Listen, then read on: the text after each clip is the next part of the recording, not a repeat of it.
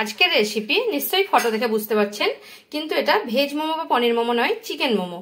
আর কত সহজে খুব তাড়াতাড়ি বানানো যায় আর খুব টেস্টি লাগে খেতে, কি দিলে সেটাই আপনাদের ভিডিওর মধ্যে শেয়ার করব। চলুন তাহলে দেরি না করে দেখে নেওয়া যাক আমার আজকের ভিডিওটি। চিকেন মোমো বানানোর জন্য যেটা দরকার সেটা আমি এখন প্রথমে ময়দা, আর এই ময়দাটা নিয়ে নিচ্ছি। আমি এখানে খুব অল্প পরিমাণে চিকেন মোমো বানিয়ে দেখাবো, তাই আমি অল্প ময়দা নিয়ে নিচ্ছি। এখানে পরিমাণ মতো মানে হাফ চামচের একটা, এই চামচ নর্মাল চামচ দেখছেন, হাফ চামচেরও কম আমি নুন দিয়ে দিলাম। আর আমি নর্মাল জলে এটাকে নুন দিয়ে প্রথমে অল্প অল্প করে নুন দিয়ে মানে নুনটাকে ভালোভাবে মাখিয়ে নিচ্ছি, তারপর জল দিয়ে এটাকে মাখিয়ে নেব। একটা ডো তৈরি করে নেব, যেমন ভাবে মানে লুচিটা একটু শক্ত হয়, রুটি পরোটা এরকম একটা ডো তৈরি করে নেব। একটু নরম ভাবে করে নেব, কারণ খুব শক্ত হলে মোমোটা ভালো হবে না। একটু নরম করে এটা মাখিয়ে নেব। এখন ময়দাটাকে আমি মাখিয়ে নিয়েছি। আপনাদের যদি মনে হয় যে হাতে এভাবে লেগে যাচ্ছে, তখন শুকনো ময়দা একটু হাতের মধ্যে নেবেন, তারপর এটাকে এইভাবে মাখিয়ে নেবেন। আর যদিও ময়দা না নেন, হালকা তেলও নিতে পারেন, কোনো অসুবিধা নেই। এখানে আমি একটু সাদা তেল নিয়ে নিলাম, আর তেল নিয়ে আমি এটাকে ভালোভাবে মাখিয়ে নিচ্ছি। এখানে বোনলেস চিকেন আমি নিয়ে নিয়েছি। আমি আনিয়েছি বোনলেস চিকেন 50 টাকার, কিন্তু আমি 50 টাকার পুরো দিয়ে নিয়ে অল্প অর্ধেকটা চিকেন নিয়ে নিয়েছি। এগুলোকে আমি প্রথমে পেস্ট করে নেব। প্রথমে একটা গ্রাইন্ডারের জারে চিকেনগুলো দিয়ে দিলাম, আর দিয়ে দিচ্ছি কয়েক কোয়া রসুন আর 2 টুকরো আদা। এবারে আমি গ্রাইন্ডারের জারটাকে লাগিয়ে একটা পেস্ট বানিয়ে নেব।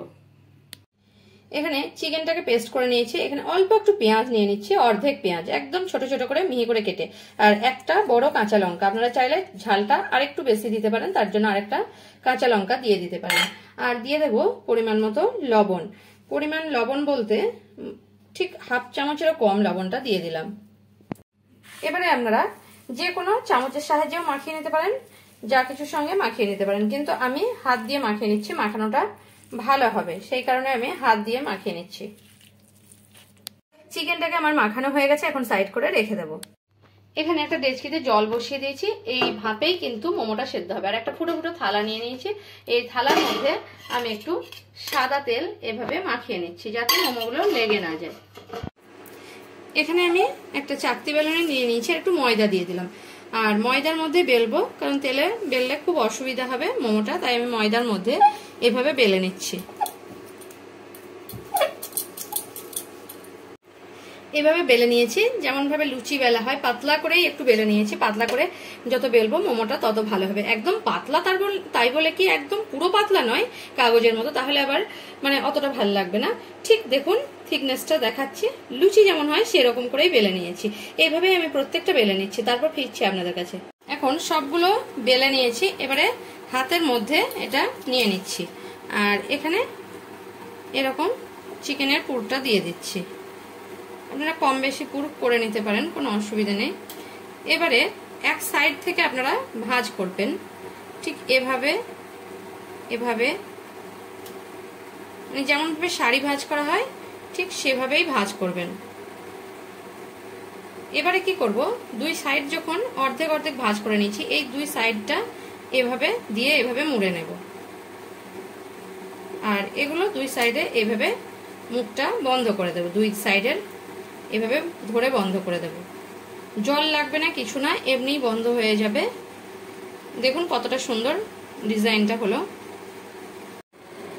এভাবে আমি রেখে দিচ্ছি একটা মোমো।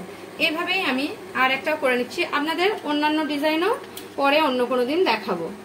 আমি এখানে আর একটা দেখাচ্ছি আপনাদের। দেখুন প্রথমে আমি এইভাবে ভাঁজ করছি, ঠিক এভাবে শাড়ির কোঁচা যেরকম ভাঁজ করা হয় ঠিক এভাবে ভাঁজ করতে করতে সাইডে সাইডে যাচ্ছি। আর দুই সাইডে অল্প একটু ছেড়ে দেবো। দুই সাইডে প্রথমে এইভাবে নিয়ে ঠিক এভাবে বন্ধ করে দেব দুই সাইডটা, আর এটা এইভাবে বন্ধ করে দেব। এভাবে বন্ধ করে দেখুন ডিজাইনটা কতটা সুন্দর হলো। দেখুন ডিজাইনগুলো কতটা সুন্দর হচ্ছে। এভাবে আমি প্রত্যেকটা করে নিচ্ছি। এখানে মোমোগুলোকে আমি বানিয়ে নিয়েছি। এখানে জল ফুটতে শুরু হয়েছে, এখন আমি মোমো এখানে বসিয়ে দিলাম আর ঢাকা দিয়ে দিলাম। আর ঠিক 10 মিনিট ভাপা, মানে এখানে 10 মিনিটের জন্য ভাপতে দেবো। 10 মিনিট পরে ফিরছি আপনাদের কাছে।